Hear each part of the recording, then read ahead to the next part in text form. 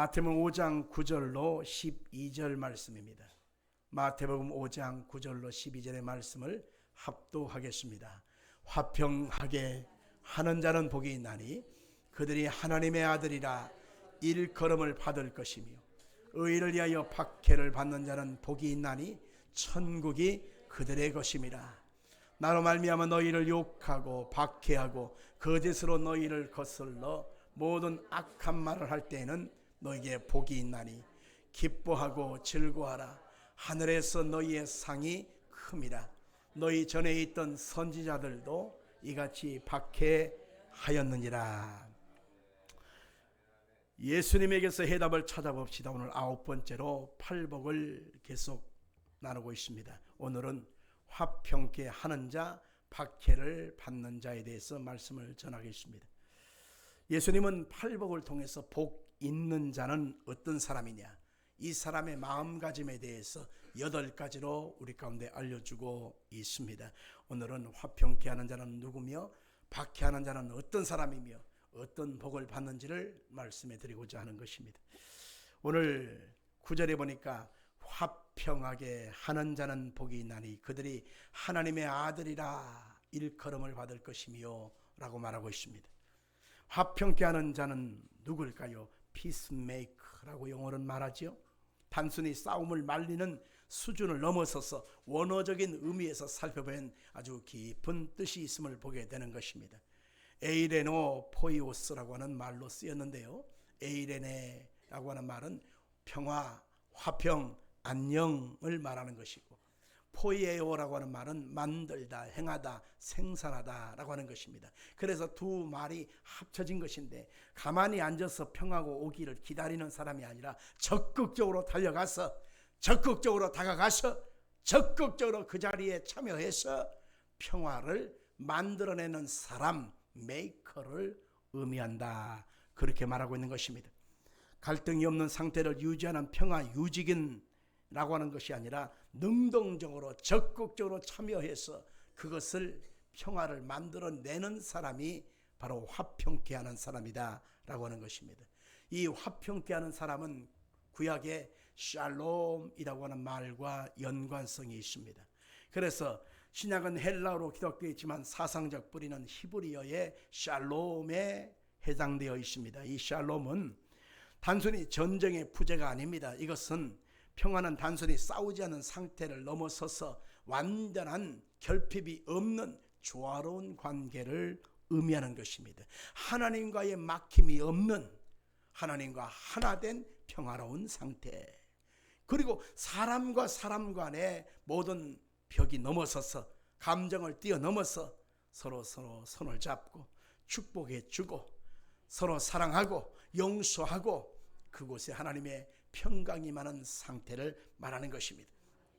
더 나아가선 이 화평케 하는 사람이 가는 곳에 그 지역사회가 화해와 조화로움을 이루고 서로 평화하게 되어지고, 이 화평케 하는 사람이 그곳에 있는 그 나라의 전체가 화평이 이루어지는 모습을 의미하는 것입니다.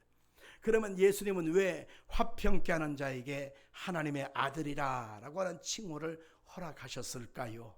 그것은 하나님이 우리에게 죄된 인생들과의 모든 막힘을 헐어버리게 하여 화평케 하는 제물로서 누구를 보냈습니까? 하나님의 아들 예수님을 보냈습니다. 그래서 하나님의 아들 예수님이 오셔서 화목제물이 되어 주신 것입니다. 하나님 앞에 우리는 아담의 죄를 이어받아서 모든 허물과 죄와 사망과 심판이 하나님 앞에 가리워져서 힘으로도 하나님께 나아갈 수 없고, 애써서 나갈 수 없고, 선을 행하고 의를 행한다고 해서 하나님께 나아갈 수가 없었어요. 그런데 2000년 전에 화목제물로서 하나님이 누구를 보내십니까? 우리 주 예수님을 인간의 몸을 입고 오시게 했어요. 그래서 예수님이 우리를 위하여 화목제물이 되어주시고 십자가의 몸을 찢고 피 흘려서 온갖 물과 피를 쏟아내심으로 하나님과의 관계를 열어주시는 화목제물이 되어주신 것입니다. 사망에 처하고 심판에 처하고 마귀에게 속았던 우리들의 손을 잡고, 하나님의 거룩한 은총과 자비의 손을 잡고 우리 예수님이 십자가의 고난을 당하심으로 화목제물이 되어 주신 하나님의 아들로서 화평케 되어진 것처럼 우리가 이 땅에 살면서 예수를 믿고 하나님의 자녀가 된 사람이 화평의 제물로, 화평의 사람으로 하나님 앞에 쓰임받게 되어지면 결국 하나님의 아들이 우리 가운데 행하신 것처럼 화평하는 역사가 일어나게 되는 것입니다. 우리가 TV를 보면 태반이 죽고 죽이는 전쟁의 스토리가 계속해서 들려오지 않습니까? 어제는 이란을 공격하기 위하여 미국과 이스라엘이 손을 잡고 또 미사일을 발사해서 수백 명이 죽었다고 하는 그런 전쟁의 소식을 들었습니다. 눈만 뜨면 전쟁, 난리, 죽고 죽이는 그런 어마어마한 이 무서운 시대 속에 살아가면서 어디에 화평이 있나요? 누가 화평의 제물이 될 수 있나요? 이 세상에 육신을 입고 살아가는 사람들은 그것을 이룰 수가 없는 것입니다. 하늘에서 오셔서 우리에게 십자가에 몸지고 피 흘려주시고 대속제물이 되어주신 예수 그리스도가 화평의 제물이 되어주신 것처럼 예수님을 마음에 품고 예수님을 내 인생의 주인으로 모셔드리고 예수님의 이름으로 말미암아 화평의 소원을 내미는 예수의 사람을 통해서만 이 세상에 화평이 있을 수 있다라고 하는 것을 알 수 있습니다. 화평을 이루지 못하는 것은 사람과 사람 간의 감정이 충돌하는 것입니다. 너와 나이가 대화가 중단되어졌기 때문에 그것이 계속 진행되다 보니까 대화가 중단되면 감정이 중단되어지고 감정이 중단되어지면 오해를 사고 거기에서 서로 반격하고 서로 대항하고 싸우고 미워하는 감정으로 나아갈 수밖에 없지 않겠습니까? 심리학자 중에 로우엘 호우라고 하는 분이 있는데 그분이 대화의 기적이라고 하는 책을 썼습니다. 그분이 이런 말을 했어요. 몸에 피가 흘러야 한다면 사람에게는 대화가 흘러야 삽니다. 피가 멈추었을 때 몸이 죽기 시작하는 것처럼 만약 대화가 멈춰버린다면 사람은 죽은 것입니다. 그러나 대화는 이미 죽은 관계에서 회복할 수 있는 능력이 있습니다. 이것이 대화의 기적입니다 라고 말을 했습니다. 부부 사이에도 대화가 끊어지면요 서로 감정의 골이 깊어지고 그 골이 빨리 해결되지 아니하면 일주일을 지나 2주일을 지나 한 달이 지나 몇 달이 지나 서로 결별하는 일까지 생기게 되지 않습니까? 부모 자식 간에도 마찬가지입니다. 실상은 부모 자식 간에도 대화하고 만나고 감정의 교류를 이루어야 되는데 그것이 끊어지면 굉장히 서먹거려요. 굉장히 남 같은 생각이 들고 대화가 이루어지지 않기 때문에 서로의 생각이 따로따로 돌게 되어 있고 서로 뭐라고 합니까? 왜 엄마는 내 마음 몰라주냐고 아버지는 내 마음 몰라주냐고 이렇게 서로 오해하게 되고 부모는 부모 입장에서 서로 각자 생각할 수밖에 없지 않겠습니까? 대화가 끊어진 것이 시작인 것입니다. 이 감정의 골이 깊어지지 않기 위하여 우리는 대화할 수 있는 서로의 마음을 말로써 표현할 수 있는 그러한 시도가 필요한 것입니다. 취업 포털 커리어에 직장인 1574명을 대상으로 가족 간의 대화가 어떻게 이루어지는 것을 설문조사했습니다. 응답자의 절반인 47.8%는 가족 간의 대화의 시간이 하루에 평균 30분도 되지 못한다라고 했습니다. 10분도 못 되는 사람이 20%였고 30분에서 1시간 미만인 경우가 30%에 해당해서 대부분의 사람들이 가족 간의 대화가 없다라고 하는 통계를 냈습니다. 부부 간에도 부모 자식 간에도 형제 간에도 대화가 없는 거예요. 실제적으로 교인들에게 제가 카톡으로 축복의 메시지를 성경의 말씀을 이렇게 날려줘요. 그러면 그 중에서요 놀라지 마세요. 90%가 침묵해요. 90%가 쌩까 90%가 씹어. 이야 아멘 한 글자가 그렇게 인색해. 감사합니다. 그 한 글자가 왜 이렇게 힘이 드는지 분명히 거기에 읽었다고 하는 표시는 나오는데 씹어. 이야 그럴 때마다 제 마음속에 나도 사람인지라 다음에는 이 사람 빼고 날려야 되겠다 그런 마음이 들을지라도 그래 원래 그런 거지. 목사는 계속 전해야 되고 교인들은 씹는 은사가 있지. 그럴지라도 여러분들 하나님의 마음이 그렇지 않겠습니까?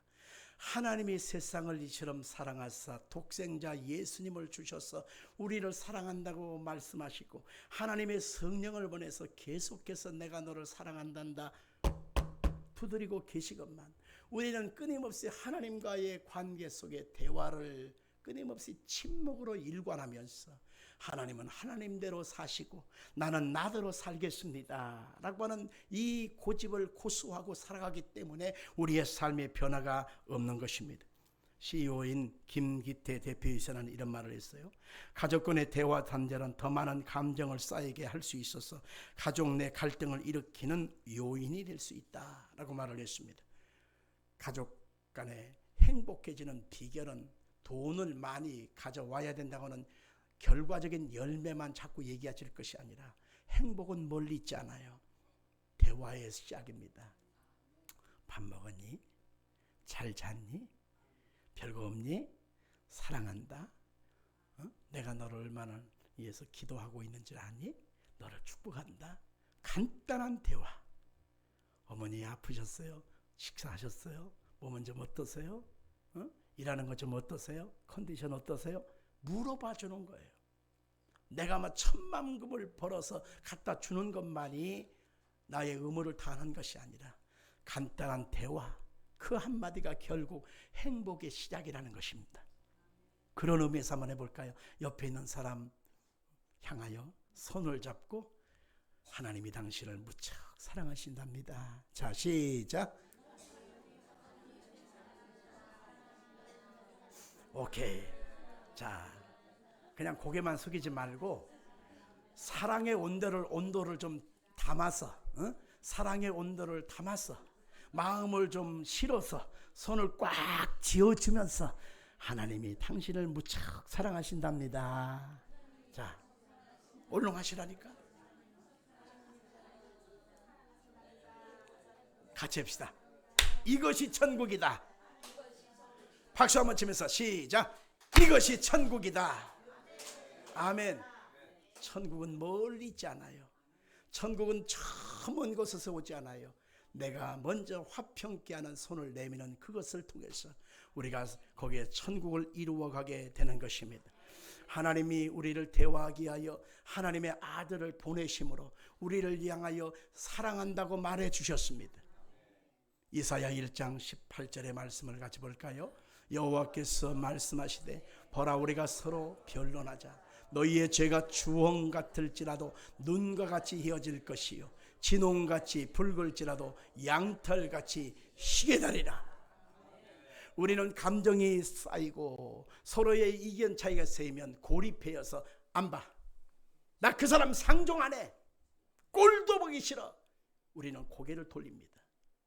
그런데 하나님은 우리에게 죄인된 심판에 속한 마귀의 종노래 된 우리를 다시 보고 다시 사랑하기 위하여 하나님의 아들 예수님을 육체의 몸을 입고 오게 하시고 예수님에게 우리 죄를 다 덮어 씌우셔서 그 피 흘리심을 통해서 우리의 죄를 다 씻어버리고 우리와 변론하자. 나와 같이 한번 대화해보자. 예수님의 보혈의 피를 의지하고 나오기만 하면 내가 너를 받아줄 것이라는 것입니다. 할렐루야. 그래서 사람이 마음으로 믿어 의에 이르고 입으로 시인하여 구원에 이른다고 성경에 말하고 있는 것입니다. 누구들이 주의 이름을 부르는 자마다 멸망하지 않고 영생을 얻게끔 하나님이 우리 가운데 자비의 은혜를 허락하여 주신 것입니다. 관계의 문제인 것입니다. 우리가 죄를 해결하고 우리가 예수님의 보혈의 피를 덧입게만 하면 하나님은 누구든지 그 사람의 형편과 외모와 규모와 상황을 따지지 않습니다. 연약함에도 불구하고 병들었어도 불구하고 쓸모없음에도 불구하고 아무짝에도 나한테 도움이 안 됨에도 불구하고 예수 믿는 것 때문에 하나님이 우리를 용납해 줄 수 있는 것입니다. 흑암이 광명으로 변화받고요. 무질서가 질서로 바꿔지게 되고요, 죽음이 생명으로 바꿔지게 되고요, 파괴가 건설되어지고요, 추한 것이 아름답게 되어지고요, 부족한 것이 하나님의 은혜로 채움받게 되는 역사가 있게 되는 것입니다. 하나님과 대화하는 것이 그래서 중요한 것입니다. 예수님을 통해서 대화의 길을 열어놓으셨기 때문에 우리가 예수님의 이름을 가지고 주여 하고 나갈 때에, 아버지 하고 나갈 때에 하나님은 항상 뭐라고 하십니까? 오냐, 오냐, 오냐. 할렐루야. 하나님께 나가는 것을 여러분들 두려워하거나 부담으로 무겁게 생각하지 마십시오. 하나님께 예수 이름을 가지고 나아가는 그 자체가 하나님과 대화하는 것입니다. 그러면 그분은 기다렸다, 오냐, 얼마든지 오냐, 다 들어줄게, 오냐. 기도 쉽죠? 어려운 때를 살아갑니다. 우리는 예수 그리스도의 이름을 가지고서 하나님 앞에 나아가는 것입니다. 그러면 그 화평의 이름, 예수의 이름으로 우리 인생 속에 회복의 역사를 이루어 주시는 것입니다. 자, 그 다음에 마지막 10절에 보니까 의를 위하여 박해받는 자는 복이 있나니 천국이 그들의 것임이라 라고 있습니다. 10절 한번 같이 읽어볼까요? 의를 위하여 박해를 받는 자는 복이 있나니 천국이 그들의 것임이요. 아멘. 의를 위하여 박해를 받는 자, 이것은 7가지의 결론이자마자 신앙의 가장 대단한 지점을 보여주는 것입니다. 박해를 받는다고 하는 것은 디오코라고 하는 말인데요, 박해, 핍박을 받다 같은 뜻이죠. 추적하다, 사냥하다, 뒤쫓다 라고 하는 뜻이 있습니다. 의로운 삶을 살려고 하기 때문에 지속적으로 가해지는 압박 속에서 놓여 있게 되는 모습을 말하는 것입니다. 그래서 마치 사냥꾼이 먹잇감을 끝까지 추적하듯이 어떤 목적을 가지고 끈들지게 괴롭히고 압박하는 상태가 박해를 받는 상태다, 이렇게 해석되는 것입니다. 단순히 어쩌다 한번 겪는 고난이 아니라 의로운 삶을 살려고 하기 때문에 지속적으로 가해지는 압박 그 자체가 박해를 받는 것이다. 디오코, 이렇게 해석하는 것입니다.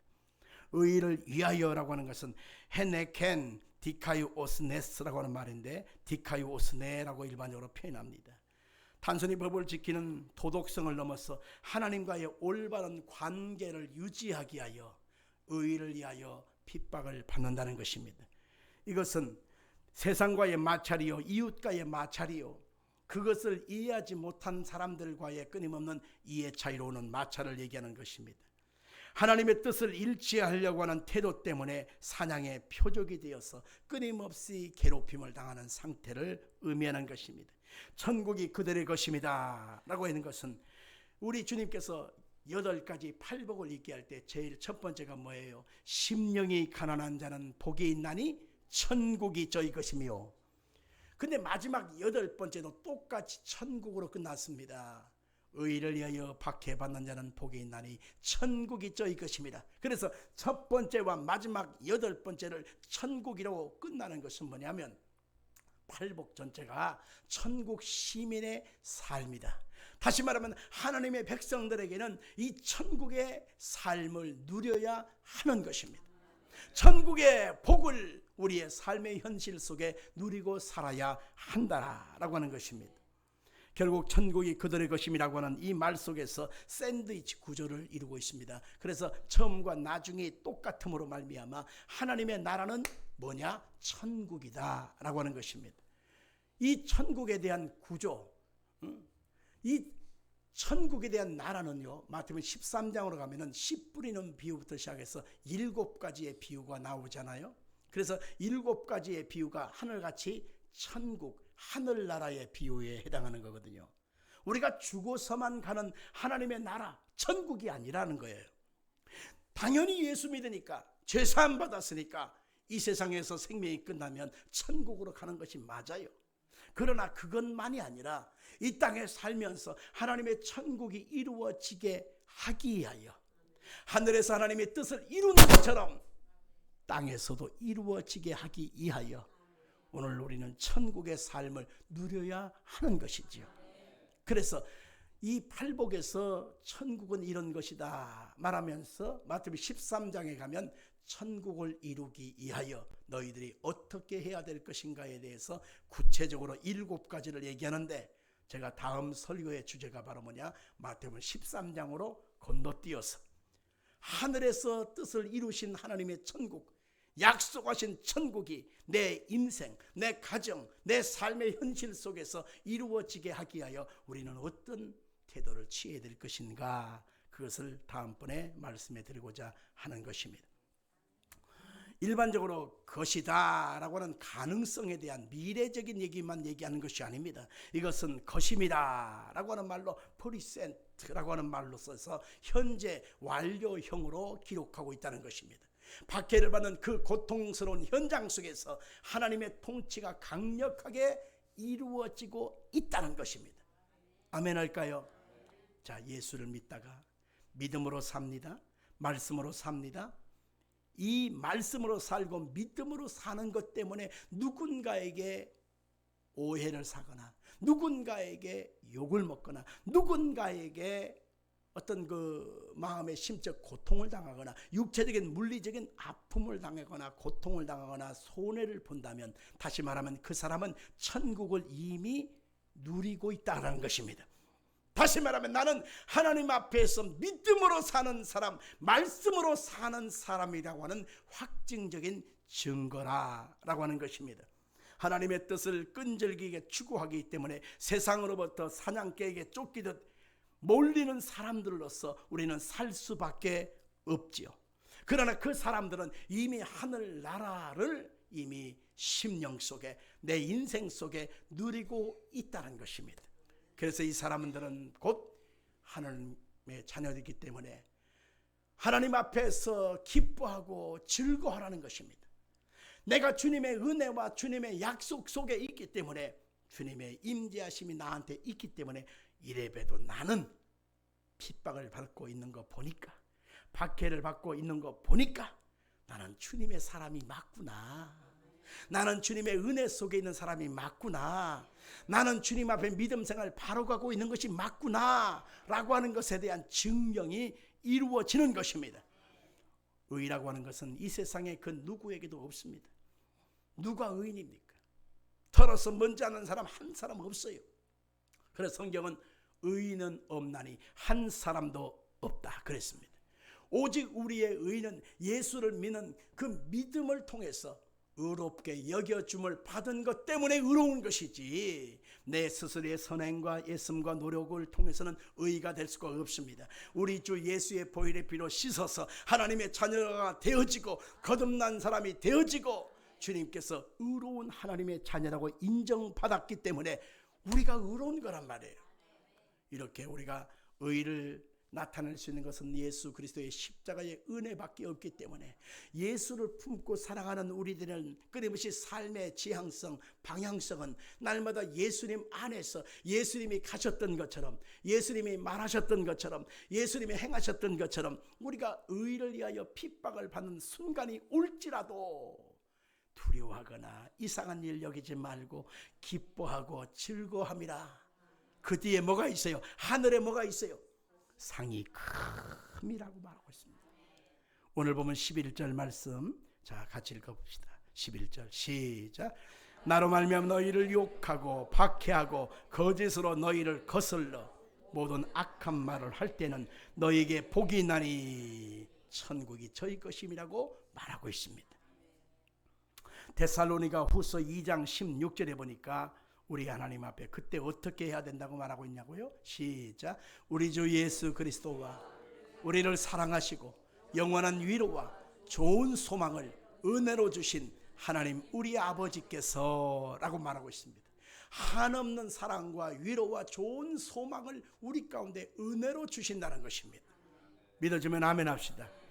빌립보서 3장 20절에는 시민권을 얘기하고 있습니다. 시작. 그러나 우리의 시민권은 하늘에 있는지라 거기로부터 구원하는 자 곧 주 예수 그리스도를 기다리노니. 우리에게 뭐가 있다고요? 시민권, 하늘나라의 시민권을 하나님이 이미 예수 안에서 약속되어 있다는 것입니다. 아멘. 제가 뉴스를 보니까 미국에 영주권이 있고 시민권이 있어요. 시민권은 영원히 미국 사람이다 라고 하는 그런 그 신분적인 얘기입니다. 그래서 거기서 태어나고 시민권자는 교육을 받을 수 있고 의료를 받을 수 있고 법적인 혜택을 받을 수 있고 그리고 보호해 줍니다. 시민권자는 그래요. 그러면 영주권자는 뭘까요? 영주권자는 애국 사람이, 다른 나라 사람이 미국 땅에 살 때에 법적인 그 제재를 받지 않도록 보장받는 혜택이에요. 쫓겨나지 않아요. 그러나 다른 복지 혜택은 못 받아요. 거기서 그냥 쫓겨나지 않는 것, 그냥 임시로 살 수 있는 혜택만 주는 것이 영주권이야. 트럼프 대통령이 되기 전에는 영주권이 한 5억쯤 됐어요. 5억쯤. 그런데 트럼프 대통령이 되고 나서 100만 달러를 내야 영주권을 주겠다 그랬습니다. 그래서 100만 달러로 올랐는데 100만 달러를 우리나라 돈으로 지금 계산해 보면 얼마면 14억 7천만 원 정도 돼요. 14억 7천만 원 정도의 미국 투자 이민 이비자라고 그러죠. 이비자, 이투비자라고 그러는데 그 투자를 해야만 영주권을 주는데 그것도 거기서 취업 활동을 했다거나 알바 활동을 했다거나 그러면 잘려요. 쫓겨납니다. 취소가 돼버려요. 강제 추방됩니다. 그러니까 오로지 여기에서 그냥 돈 갖고 와서 여기서 살아. 그것만 해도 14억 7천만 원 정도 든다는 거죠. 여러분, 이렇게 대단한 신분적인 권리가 바로 미국의 시민권이요 영주권입니다. 그런데 이 땅에 육의 몸을 입고 죄악 가운데 살고 우리는 끊임없이 살아가는 인생 속에서 우리의 의의를 나타낼 수 없음에도 불구하고 하나님께서는 우리에게 하늘나라 시민권이라고 하는 눈물도 없고 슬픔도 없고 돈 걱정, 염려, 질병, 고통할 것이 없는 바로 그곳에서 하나님의 놀라운 은총을 받게 하신 축복의 사람을 만드셨어요. 누구 때문에? 예수님 때문에. 예수님 때문에 거저 주셨어요. 예수를 믿는다는 것 때문에 거저 주셨어요. 그러니 하늘나라 시민권자라고 하는 어마어마한 축복이 우리 가운데 있다는 것을 여러분 꼭 믿길 바랍니다. 한 가지만 더 말하면 예를 들어서 우리 한반도에 전쟁 분위기가 고조되지 않습니까? 곧 전쟁이 일어날 것이다. 그러면 미국이 제일 먼저 알거든요. 근데 미국이 제일 먼저 알면은 먼저 비상 소집 연락망이 쫙 돌아요. 미국 시민권자한테는 그것이 다 연락망이 있는데요.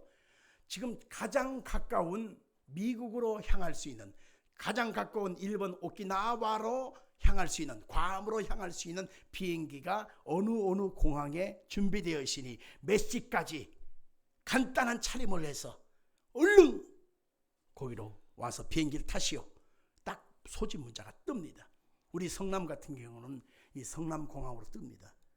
의정부는 의정부, 평택은 평택, 가까운 공항으로 미국 시민권자 있는 사람들은 전부 다 날아서 피하게 합니다. 전쟁을. 그게 미국 시민권자가 받는 특별 운혜예요.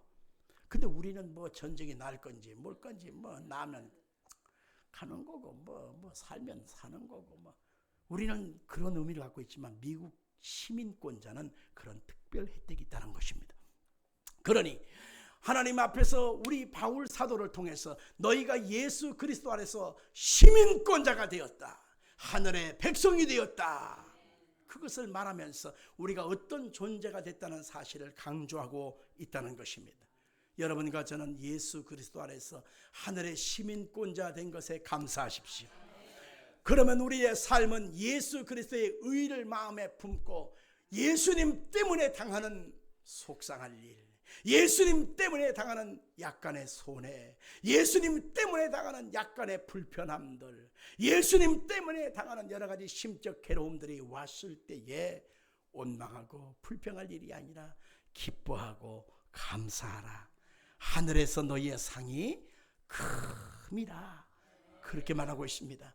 그래서 성경 믿음의 사람들, 초대교회 성도들은 이 하늘의 시민권에 대한 약속을 붙잡고 끊임없이 고난을 이겨내갔다고 말하고 있습니다.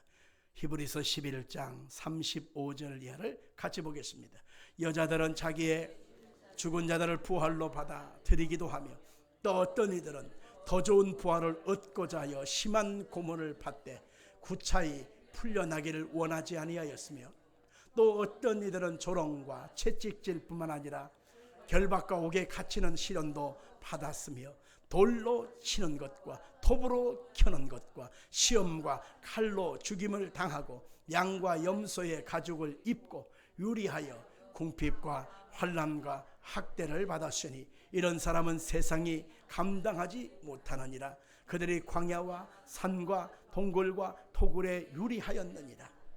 이 사람들은 다 믿음으로 말미암아 증거를 받았으나 약속된 것을 받지 못하였으니 이는 하나님이 우리를 위하여 더 좋은 것을 예비하셨은즉 우리가 아니면 그들로 온전함을 이루지 못하게 하려 하심이라. 아멘. 이번에 한 주간 대구에서 열리는 GMM 청소년 집회 캠프를 인도하고 왔습니다. 근데 거기서 참 감사했다고 기뻐할 수밖에 없었던 이유가 있었다면 거기에서 그 피아노 반주를 하는 형제 두 사람, 드럼을 치는 형제, 베이스 치는 자매, 그리고 찬양 인도를 하고 뒤에서 워십, 보컬을 하는 청년 자매들이 있었는데 이 사람들이 학생 캠프를 위하여 헌신하는 청년들이었어요. 근데 그 캠프의 시간이 언제냐? 그 바로 전주가 뭐였어요? 설날 주간이었지 않습니까?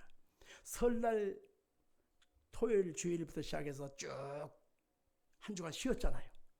그때 휴가를 다 받아서 쉬었단 말입니다. 그런데 그 다음 주간에 또 월화수를 또 시간을 내서 또 캠프에 참석해서 반주를 해야 되고 기타를 쳐야 되고 찬양을 불러야 되고 워십을 해야 되고 선생님으로서 스텝으로서 섬겨야 되니 청년들의 입장에서는 여러분들 힘들었을까요? 기뻤을까요? 솔직히 말하면 힘들었어요. 그것을 예상해야 돼요. 왜? 직장인의 입장에서 솔직히 한 주간 설날 주간에 다 쉬었는데 또 3일간 월차를 빼고 연차를 빼서 직장에 안 나오겠다면요. 그 경영주 입장에서는 좋겠어요? 얄밉겠어요? 얄밉지. 이것들 뭐 하는 거야? 그만둬! 그러죠. 그런 상황 속에서 그들이 맡은 일이기 때문에 어쩔 수 없이 이 그 캠프에서 반주하고 선생님으로서 봉사하고 섬기는 거예요. 근데 마음이 짠한 거지. 왜? 쉽지 않은 거거든. 쉽지 않은 거거든. 자영업자, 내가 사장으로 무슨 사업체를 해도 시간 빼는 게 쉽지 않은데 응? 메인 몸으로서 쉽지가 않은 거예요. 그래서 너무너무 마음속에 그들이 참 애쓴다는 것이 막 느껴지는 거죠. 그래가지고 말씀 전하고 기도하고 안수기도를 해주는데 이제 그 반주하는 곳만 불을 켜놓고 뒤에서는 이제 불을 조용히 켜놓고서 이제 기도를 하는데 그 반주하고 있는 그 형제들을 보니까 이제 눈을 감고 또 반주하더만 잘하니까. 근데요, 그들의 눈에서 눈물이 양 눈에서만 눈물이 막 펄펄펄펄 흘러내리는 거야. 그래서 방언으로 막 기도하면서 하나님 아시죠? 하나님 아시죠? 하나님 아시죠? 이렇게 눈물로 기도하는 모습을 보면서 너무나 내 마음에 감동이 되어지는 거예요. 하나님, 이 아들 보시옵소서. 이 아들도 보시옵소서.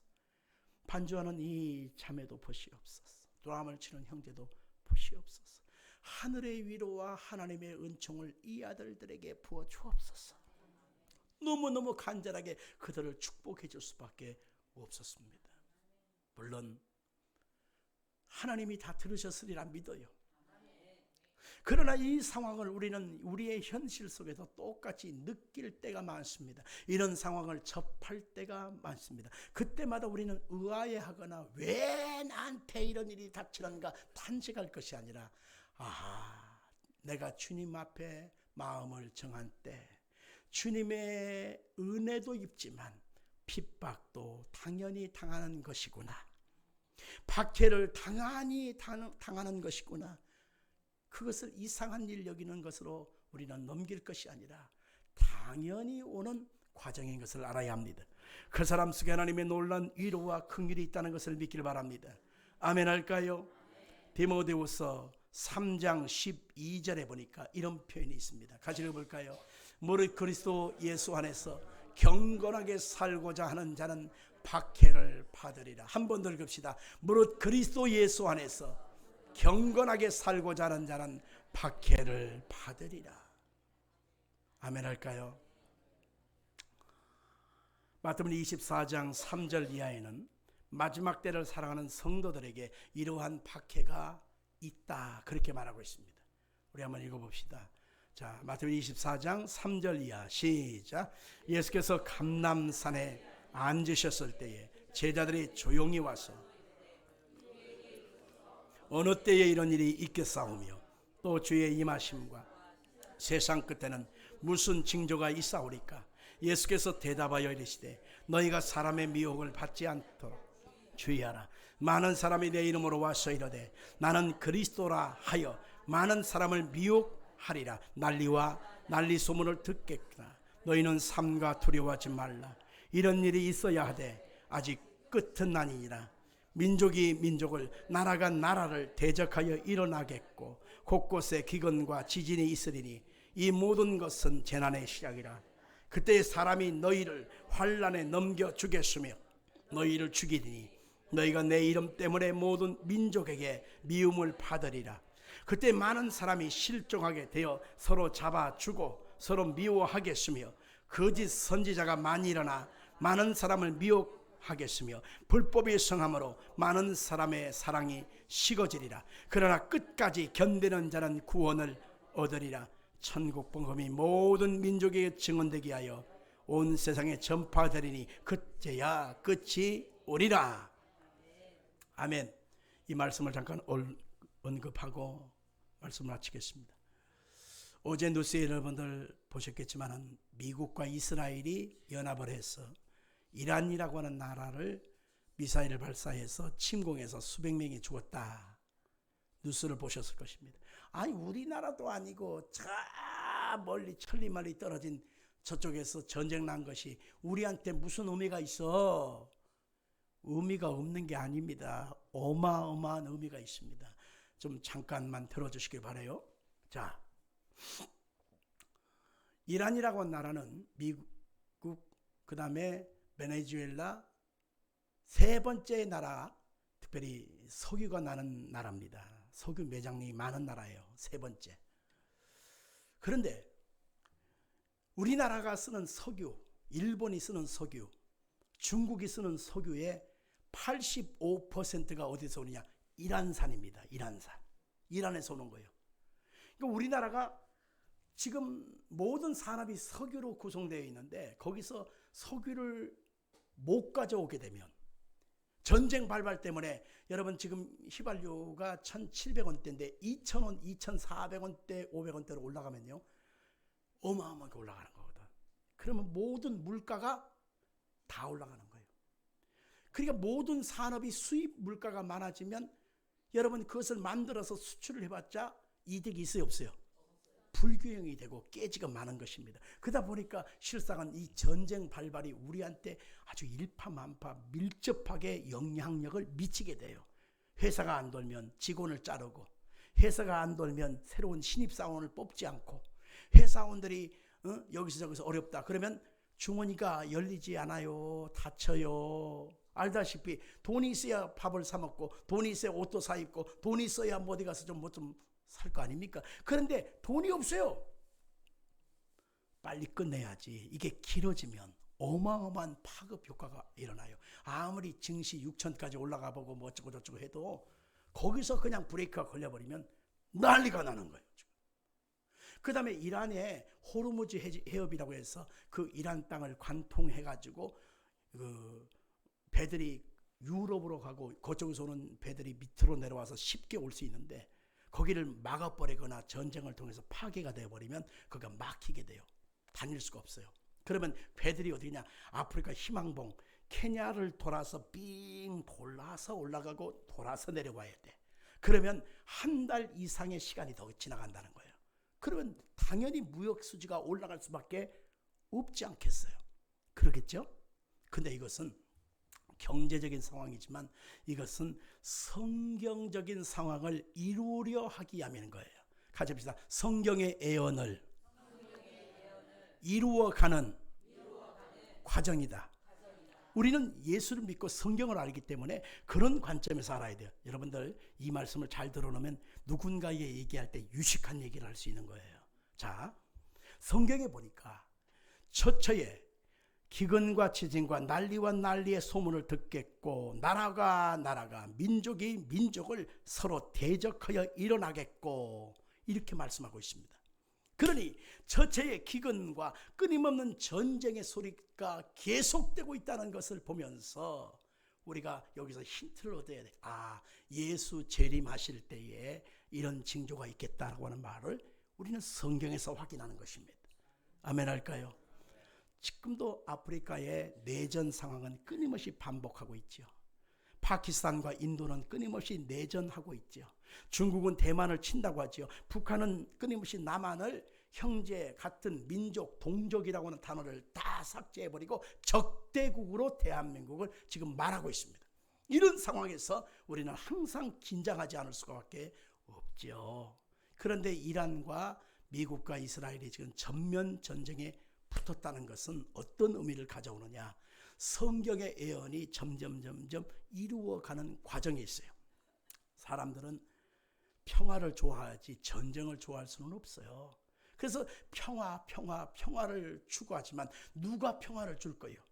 그런데 성경에 보니까 그 중에서 열뿔 열발가락 시대에서 그 중에서 가장 작은 뿔이 하나 쑥 올라와서 나머지 세 나라를 다 먹어버리고 그리고 세상 사람들 앞에 내가 평화를 가져올 거다. 내가 전쟁을 종식시킬 거다. 나를 지지해다오 해서 적극적으로 평화의 사도로서 지도자로서의 응원을 받는 인물이 거기서 쑥 올라온다는 거야. 이해하시겠죠? 그들이 주장하는 캐치프레이즈는 뭐냐면은 평화예요. 같이 합시다. 평화. 내가 전쟁을 종식시키고 싸움을 종식시키고 평화를 줄 테니까 나를 밀어줘. 나를 지지해줘. 그래서 그 평화라고 하는 이름을 가지고 이 한 사람의 지도자가 쑥 나올 분위기를 지금 조성하고 있는 거예요. 그런데 이 상황에서 그 사람이 모든 사람들의 지지를 받아서 평화의 사도로 지도자로 싹 올라오면서 이스라엘과 7년 평화 협정 조약을 맺습니다. 왜 이스라엘이 여기서 중요하냐면 모든 전쟁, 모든 세대, 모든 역사의 중심의 눈동자는 이스라엘이에요.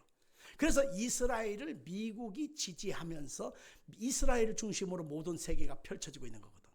그래서 이스라엘과 평화 조약을 7년 동안 맺으면서 전쟁 서로 하지 않기로 조약을 맺어요. 그때 세상 사람은 환호하죠. 저 사람이 평화의 사도로다. 저 사람이 노벨 평화상을 받을 만한 사람이다. 박수를 칩니다. 근데 이 사람이 3년 반 동안만 평화의 협정 조약을 맺고 준수를 합니다. 전쟁이 안 일어나요. 그래서 사람들은 저 사람을 최고로 치고 지도자로 인정을 하죠. 후 3년 만이 되어지면 7년 중에서 후 3년 반이 되어지면 그 협정 조약을 깨뜨리게 돼요. 그리고 거기에서 그 사람이 더 교만해서 어떤 것을 하냐면 내가 똑같은 너희와 같은 사람의 존재가 아니라 내가 신적 존재로서 내가 부각되기를 원한다. 그래서 내가 모든 사람 중에 신 중에 신이로다 하면서 자기를 위하여 멸망에 가증한 것을 딱 우상을 세워서 사람들을 통제하고 사람들에게 나한테 절하게 해요. 그래서 우리가 성경에 말한 666이라고 하는 그 사람들의 몸속에 새기는 기호, 바코드가 있지 않습니까? 그것을 말하면 뭐냐면 통제를 위한 사람들의 방식이에요. 지금 모든 물건의 그 뒷변에 보면은 바코드가 새겨져 있지 않습니까? 바코드가 새겨져 있죠. 우리나라는 82번이에요. 82번. 거기에 사람마다 독특한 기호를 다 새겨 넣어서 그 사람이 가는 곳마다 이 사람이 어디에 있는지 무엇을 하는지를 다 통제할 수 있어요. 땅 속에 들어가든 바다 속에서 수영을 하든 우주 멀리 가도 다 통제할 수 있어요. 왜? 인공위성을 통해서 모든 구글 시스템을 통해서 다 통제가 됩니다. 그래서 이 통제 속에 온 사람들에게만 매매가 할 수 있고 슈퍼마켓 가서 밥을 사 먹고 음식을 사고 뭘 할 수 있어요. 근데 이 통제가 무슨 통제인 것인가를 알면 사람들은 거부하게 되죠. 그 통제가 바로 뭐냐면 사탄의 인이라는 것입니다. 마귀의 인이라는 것입니다. 그래서 그것을 받지 않고 사는 사람은 매매를 정상적으로 할 수 없고 정상적인 사회생활을 할 수가 없기 때문에 땅속으로 어디로 산으로 어디로 오지로 바닷가로 숨어들 수밖에 없고 그대로 굶어 죽거나 그대로 순교를 당할 수밖에 없는 통제의 시대 속에 앞으로 들어가게 될 것입니다. 그런데 성경에 보니까 예수 그리스도 안에서 끼어있는 사람, 노아의 가족들이 홍수 심판이 시작되기 전에 방주 속에 들어가므로 그 8 식구가 다 무사하고 살아나는 것처럼 그 소돔 땅이 불러서 유황으로 심판을 받을 때에 롯의 가족들이 그 심판의 땅 소돔 땅에서 다 먼저 옮겨지고 빠지게 되듯이 하나님께서는 그리스도 예수 안에서 끼어서 기름 준비한 그리스도의 신부들에게는 주님께서는 이 환난의 시대를 벗어날 수 있도록 휴거되어지는 역사를 이루어 주신다는 거예요.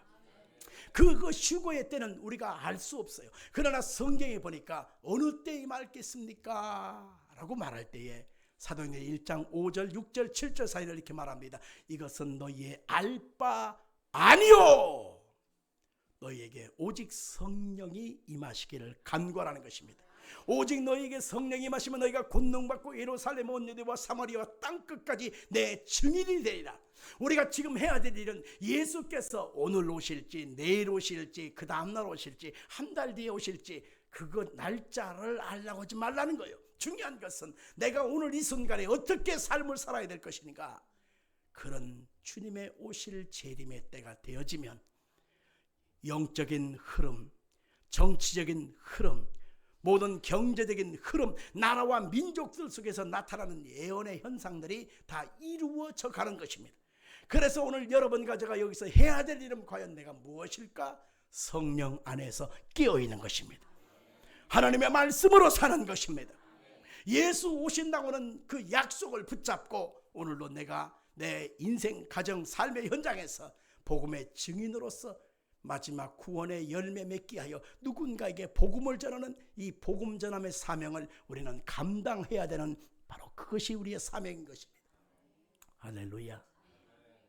박해의 때를 살아갑니다. 어려운 때를 살아갑니다. 그러나 우리가 성령 안에서 끼어있게 되면 하나님이 여러분들에게 하늘에서 크다 인컴을 받는 칭찬하시는 놀라운 역사가 있게 될 것입니다. 기도하십시다. 살아계신 아버지 하나님,